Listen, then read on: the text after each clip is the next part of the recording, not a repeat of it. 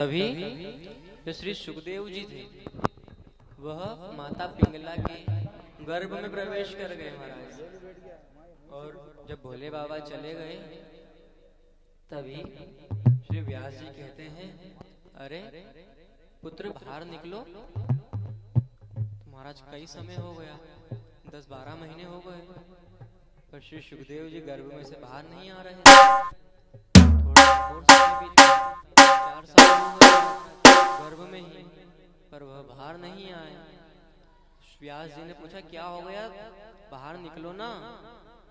अंदर से श्री सुखदेव जी क्या कहते हैं महाराज, कि अगर मैं संसार में आ गया तो मुझे हरि की माया जकड़ लेगी, जैसे हम लोगों को जकड़ी है महाराज।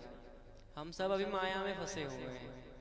ऐसे ही श्री सुखदेव जी कहते हैं कि अगर मैं माता के गर्भ में से बाहर आया तो भगवान की माया मुझे जकड़ लेगी। जो माया होती है महाराज, वह बालकपन से ही लग जाती है हमें। तब महाराज कई साल बीत गए, जब 12 वर्ष हो गए तो भगवान स्वयं आए श्री सुखदेव जी के पास और कहते हैं, पुत्र बाहर निकलो, मेरी माया तुम्हें नहीं जकड़ेगी, तुम बस मेरा भजन करते रहना। भगवान क्या कहते हैं कि जो भगवान का श्रद्धा भक्ति से भजन करता है उसको भगवान की माया कभी नहीं जकड़ती महाराज। बोलिए भक्तवत्सल भगवान की जय हो।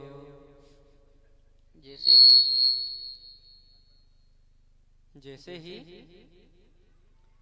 श्री सुखदेव जी से ऐसा कहा तो वह गर्भ में से बाहर आए ही, उनका नालक छेदन भी नहीं हुआ था महाराज, और ऐसे के ऐसे ही वन में चले गए। आगे आगे जा रहे हैं, नग्न अवस्था में ही महाराज, 12 वर्ष का है वो, और नग्न अवस्था में ही वन की ओर दौड़े दौड़े जा रहे हैं। और पीछे से उनके पिताजी श्री व्यास जी भी उनके पीछे पीछे जा रहे हैं, और वह कह रहे हैं, बार बार पुकार रहे हैं, सुखो हम सुखो हम सुखो हम सुखो हम। देव रुक जाओ, पुत्र पुत्र रुक जाओ। देव तो रुके नहीं, उन्हें पता था अगर मैं अभी रुक गया और पिताजी के साथ घर पर चला गया तो मैं भी माया में पड़ जाऊंगा महाराज। तभी वहां पर महाराज एक सरोवर था, उसी सरोवर में कुछ स्त्रियां स्नान कर रही थी निर्वस्त्र होकर। जब श्री सुखदेव जी वहां से निकले तो उन्होंने वस्त्र धारण नहीं किए, और जब श्री व्यास जी वहां से निकलने जा रहे थे तो उन्होंने वस्त्र धारण कर लिए। तो आते समय श्री व्यास जी ने पूछा कि अरे देवियों, ये बात बताओ कि जब मेरा युवा पुत्र 12 वर्ष का मेरा पुत्र जब यहाँ से निकला तो तुमने वस्त्र धारण नहीं किए, और जब मैं हजारों वर्ष का व्यक्ति यहाँ से जब मैं यहाँ से निकला तो तुमने वस्त्र धारण कर लिए, ऐसा क्यों किया तुमने? महाराज वह कन्याएं कहती हैं कि जो आपका पुत्र है सुखदेव जी, उन्हें अभी स्त्री पुरुष में कोई भेद पता ही नहीं है। वो तो अभी अभी लोग गर्भ से निकले हैं और अभी भगवान के भजन करने चले गए। उन्हें यह नहीं पता कि स्त्री क्या है पुरुष क्या है।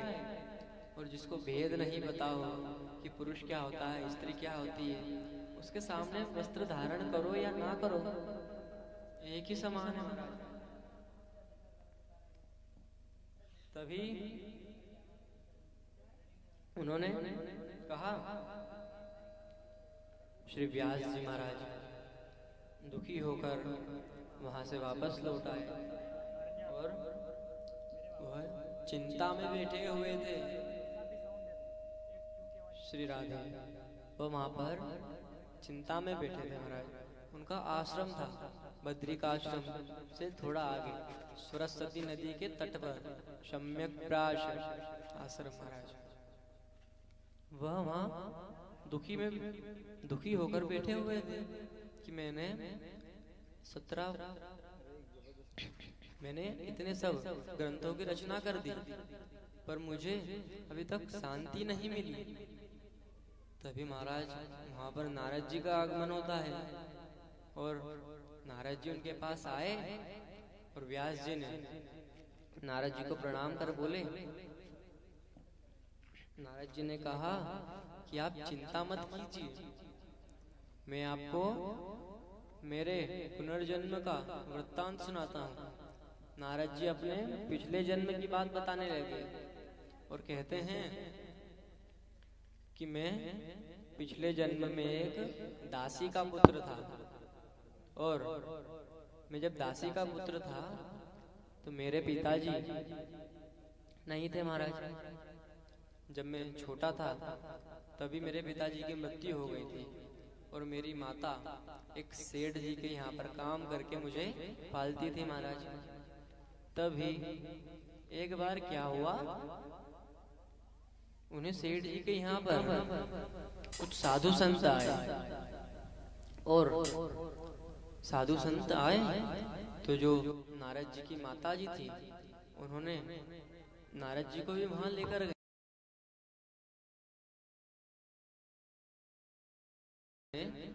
उन साधु संत के झूठा भोजन जब किया तो महाराज उनकी जो बुद्धि थी वो परिवर्तन हो गई, जो दुर्बुद्धि थी वो बुद्धि सुधर गई महाराज। और नारद जी बताते हैं कि मैं दासी पुत्र था, उसके एक जन्म पहले में एक उपबरहण नाम का गंधर्व भी था। सुनना महाराज ध्यान से, नारद जी कहते हैं कि मैं गंधर्व था और मैंने वहां पर एक कन्या को गलत नजर से देख लिया था, तो देवताओं ने मुझे श्राप दे दिया कि जाओ तुम दासी पुत्र हो जाओ। और महाराज नारद जी स्वयं को क्या कहते हैं कि मैं पहले स्त्री लंपट था, मैं पहले स्त्रियों का संग ज्यादा करता था, इसीलिए मैं देवताओं के श्राप से दासी पुत्र बना। और जब दासी पुत्र बना तो मेरी माता मुझे साधु संतों की सेवा में लेकर गई, और मैंने जब उनका झूठा भोजन किया तब मेरी बुद्धि सुधरी। और नारद जी ने कहा कि अब मैं तो आपके साथ ही चलूंगा, अब मुझे नहीं मतलब घर बार से क्या होगा, जो होगा होने दो, अब मैं तो बाबा जी बनूंगा, साधु बनूंगा। तो उन्होंने कहा पुत्र, मनुष्य का पहला धर्म यही होता है कि वह पहले अपने माता पिता की सेवा करे, माता पिता की सेवा होने के बाद वह फिर कुछ भी करे। पर जब तक व्यक्ति में सामर्थ्य है, वह जब तक अपने माता पिता की सेवा अवश्य करना चाहिए।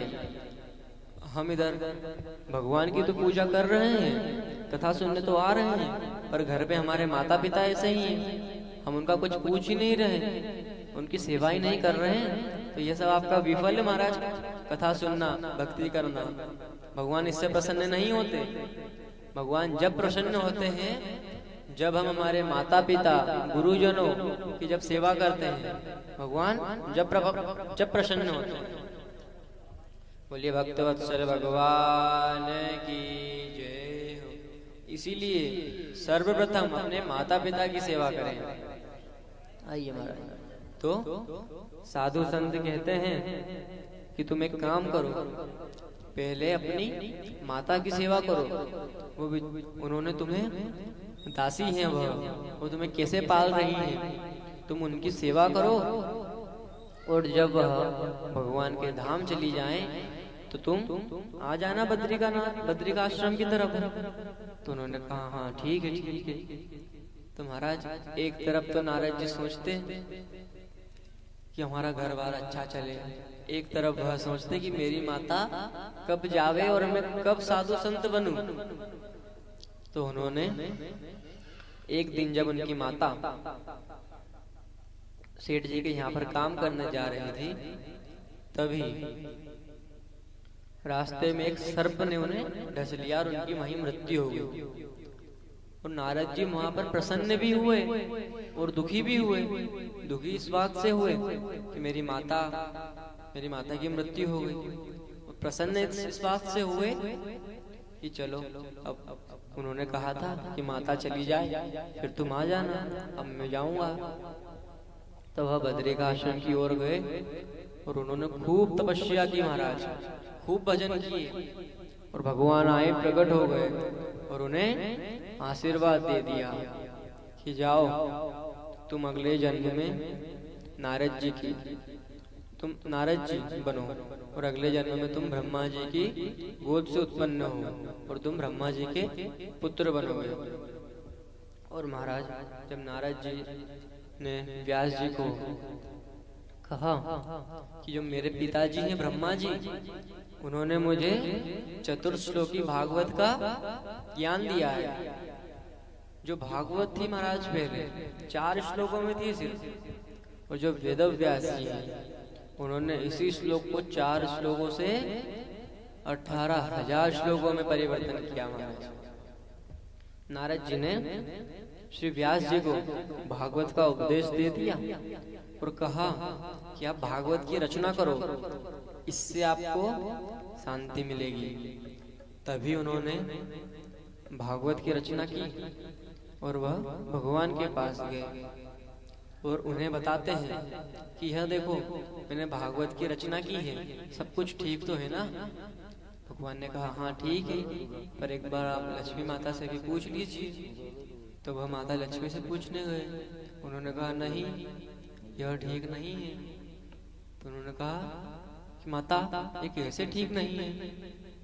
लक्ष्मी माता कहती है कि जिसमें मेरा नाम ना हो वो कैसे ठीक हो सकती है। तभी से महाराज भागवत का नाम श्रीमद् भागवत पड़ गया। बोले श्रीमद् भागवत महापुराण